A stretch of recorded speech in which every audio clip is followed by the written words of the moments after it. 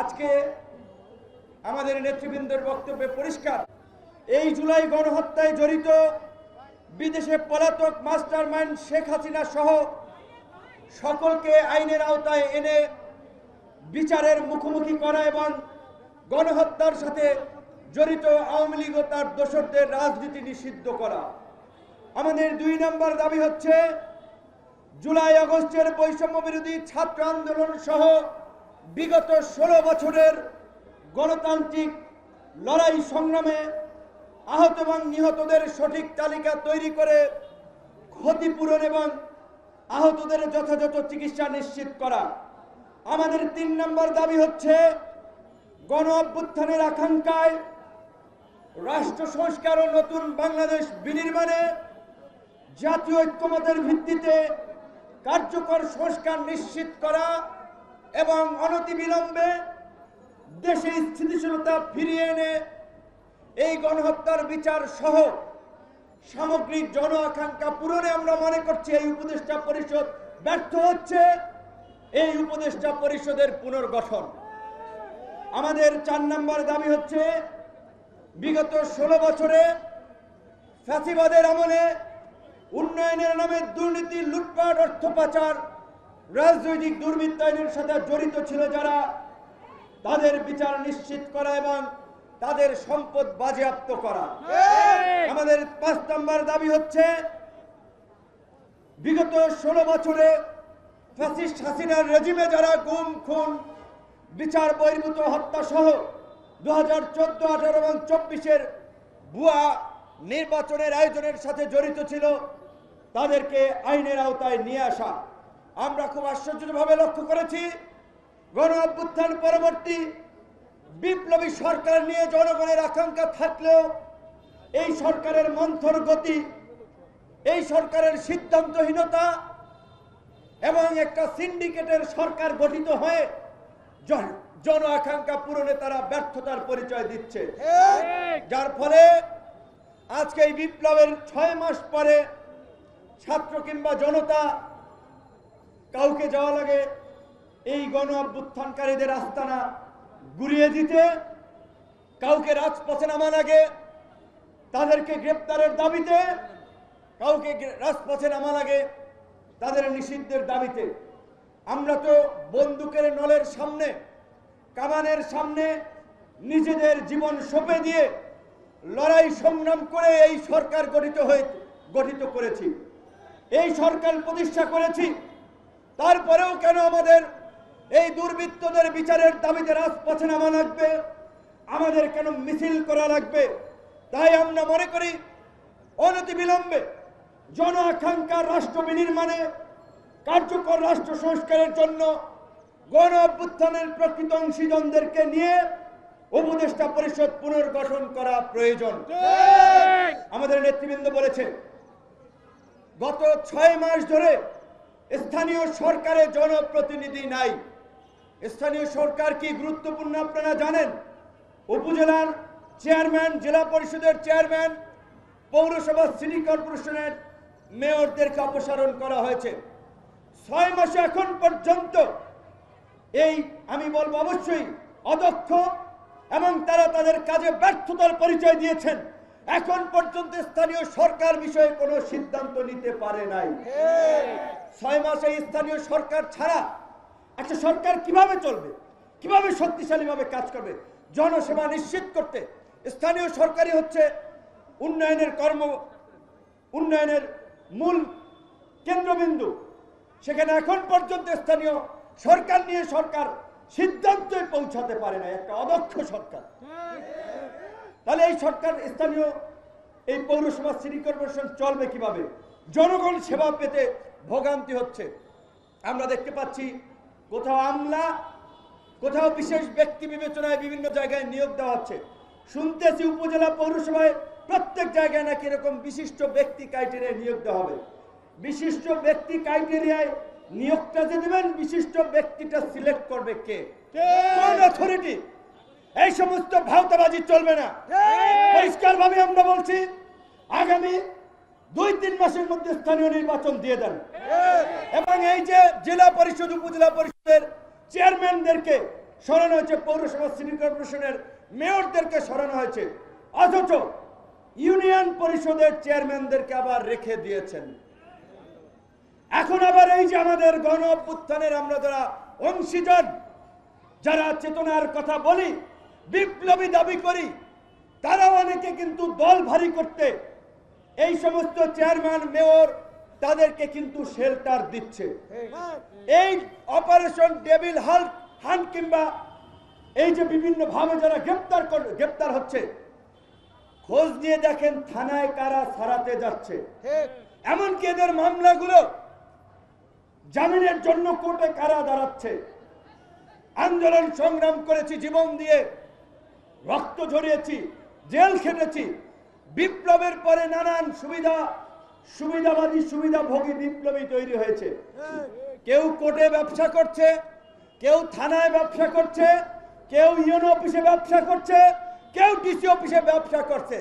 এই বিপ্লবের নামের নব্য ব্যবসায়ীদেরকে আপনাদেরকে রুখে দিতে হবে।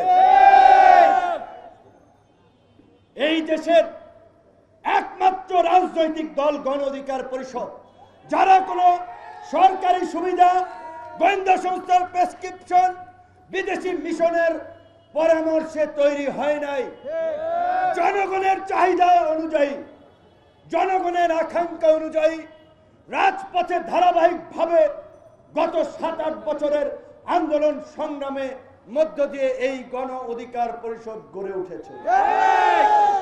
ডিজাইন, এলিগেন্স, বিউটি, সেরা পণ্য সবার জন্য জেভিকো। কাজে আমরা মনে করি আজকে জন আকাঙ্ক্ষা পূরণে এই ভাওতাবাজি এবং ভণ্ডামির রাজনীতির মুখোশ উন্মোচন করার জন্য এবং ফ্যাসিবাদী শক্তি নির্মূল না হওয়া পর্যন্ত গণ অধিকার পরিষদকেই রাজপথে সোচ্চার ভূমিকা পালন করতে হবে। তাই আগামী 19 তারিখের জেলাব্যাপী কর্মসূচিতে লিফলেট এবং গণসংযোগের মাধ্যমে দেশবাসীকে কানেক্ট করে পরবর্তীতেও নিষিদ্ধের জন্য প্রয়োজনে আমরা টানা অবস্থান কর্মসূচি এই ঢাকায় পালন করব। কিন্তু আমাদের পরিষ্কার কথা, আওয়ামী লীগ নিষিদ্ধের প্রশ্নে গণ অধিকার পরিষদ আপোষ করবে না। প্রয়োজনে যারা আপোষ করবে আমরা তাদের বিরুদ্ধে দাঁড়াবো। ভোটের রাজনীতির জন্য আপোষ করবেন, ব্যবসা বাণিজ্য ধান্দাবাজির জন্য আপোষ করবেন। এই আপোষ যারা করছে, গণমাধ্যমের ভাই বন্ধুদেরকে বলবো আপনারা এইগুলা নিয়ে একটু খবর প্রকাশ করেন। আওয়ামী লীগের নেতারা বিভিন্ন ব্যাংকের পরিচালক ছিলেন, চেয়ারম্যান ছিলেন, বিভিন্ন আর্থিক প্রতিষ্ঠানের দায়িত্ব ছিলেন। এই গণ অভ্যুত্থানের পরেও বহাল তবিয়তে থেকে চেকের মাধ্যমে বিভিন্ন ব্যক্তিকে ব্যবহার করে হাজার হাজার কোটি টাকা উঠিয়ে নিয়ে গেছে। আপনারা জানেন, এই খবরটা আম জনতা আমরা রাখি না।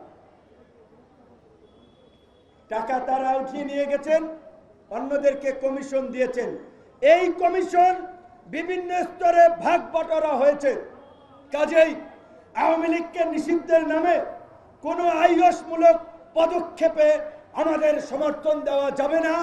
আমাদের অবস্থান হচ্ছে আওয়ামী লীগ নিষিদ্ধ না হওয়া পর্যন্ত গণ অধিকার পরিষদ সারা দেশে আন্দোলনের পাশাপাশি রাজপথের কর্মসূচিতে থাকবে।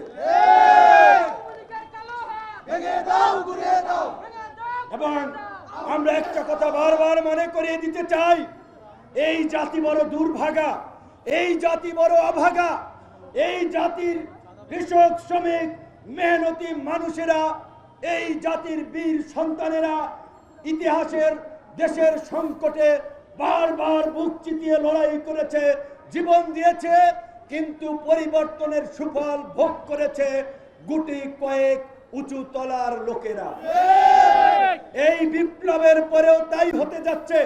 এই যে 24 জনের উপদেষ্টা পরিষদ, এমন উপদেষ্টা আছে যাদেরকে গত 16 বছরে অন্তত 50টা প্রোগ্রামে দাওয়াত দিয়েছিলাম, আসেন আপনারা একটু কথা বলেন, ফ্যাসিবাদের বিরুদ্ধে আওয়াজ তুলেন, মানুষ সাহসী হবে।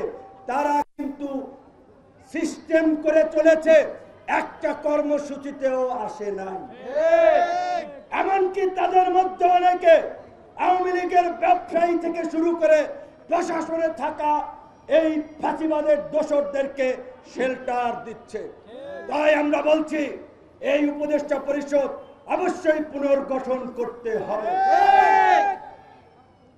নির্বাচন নিয়ে এত অস্থিরতার কিছু নাই বন্ধুগণ।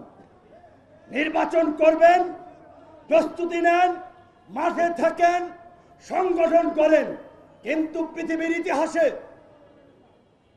স্বাভাবিকভাবেই এরকমের গণ অভ্যুত্থান, গণবিপ্লবের পরে পরাজিত শক্তির অস্তিত্ব বিপ্লবীরা রাখে না। যদি আপনি রাখেন, এরাই আপনার জন্য ভবিষ্যতে কাটা হয়ে দাঁড়াবে, যন্ত্রণায় ভোগাবে। কাজেই আওয়ামী লীগ নিষিদ্ধের জন্য অন্যান্য রাজনৈতিক দলকে আমরা অনুরোধ করব, আওয়াজ তুলেন। নির্বাচন নিয়ে যত আওয়াজ দেখি, আওয়ামী লীগের বিরুদ্ধে তত আওয়াজ দেখি না। এবং নির্বাচনের আগে অবশ্যই কাঙ্ক্ষিত সংস্কার করতে হবে। শুধুমাত্র একটা নির্বাচনের জন্য, কাউকে ক্ষমতায় বসানোর জন্য, কাউকে এমপি, মন্ত্রী, কাউন্সিলর, মেয়র বানানোর জন্য, কারো অবৈধভাবে টাকা পয়সার মালিক হওয়ার জন্য এই দেশের সাধারণ মানুষ বন্দুকের নলের সামনে দাঁড়াইয়া যুদ্ধ করে নাই, জীবন দেয় নাই। সংস্কার করতে হবে। অবশ্যই সেই সংস্কার হবে জাতীয় ঐক্যমতের ভিত্তিতে। আজকে জাতীয় নির্বাচনের মতো একটা বড় কর্মযজ্ঞ করার জন্য এই প্রশাসন কতটুকু ফিট আমরা জানি না। তার জন্য জাতীয় নির্বাচনের আগে স্থানীয় নির্বাচন দিয়ে আমরা প্রশাসনের ফিটনেস পরীক্ষা করতে পারি। আমরা প্রশাসন এবং নির্বাচন কমিশনের নিরপেক্ষতা যাচাই করতে পারবো। তাই জাতীয় নির্বাচনের আগে স্থানীয় নির্বাচন দেওয়াটা আমি মনে করি এটা একটা ভালো পদক্ষেপ হতে পারে। একই সাথে আমরা সরকারকে আবার অনুরোধ করব, আপনারাই বলেছেন সংস্কার কমিশনগুলোর প্রতিবেদন দেওয়ার পরে জাতীয় ঐক্যমত প্রতিষ্ঠা করে আপনারা সেগুলো বাস্তবায়ন করবেন। সংস্কার কমিশনগুলোর প্রস্তাব ইতিমধ্যেই প্রধান উপদেষ্টার টেবিলে আগামীকালকে সমস্ত রাজনৈতিক দলকে নিয়ে জাতীয় ঐক্যমতের সংলাপের ডাক দেওয়া হয়েছে। আমি প্রধান উপদেষ্টা সহ সরকারকে বলবো, ওই সংলাপ থেকেই আপনারা এই জন আকাঙ্ক্ষার বাংলাদেশ বিনির্মাণে রাষ্ট্র সংস্কারের জন্য আগামীতে 1 বছর হোক, 6 মাস পরে নির্বাচন হোক, সেই নির্বাচনের পূর্ব পর্যন্ত জাতীয় ঐক্যমতের সরকার প্রতিষ্ঠার ঘোষণা দিন। যেহেতু মিছিল করবে, বক্তব্য লং হয়ে গেছে অনেকেরই, এখন আমরা মিছিলটা শুরু করতে চাই। ধন্যবাদ।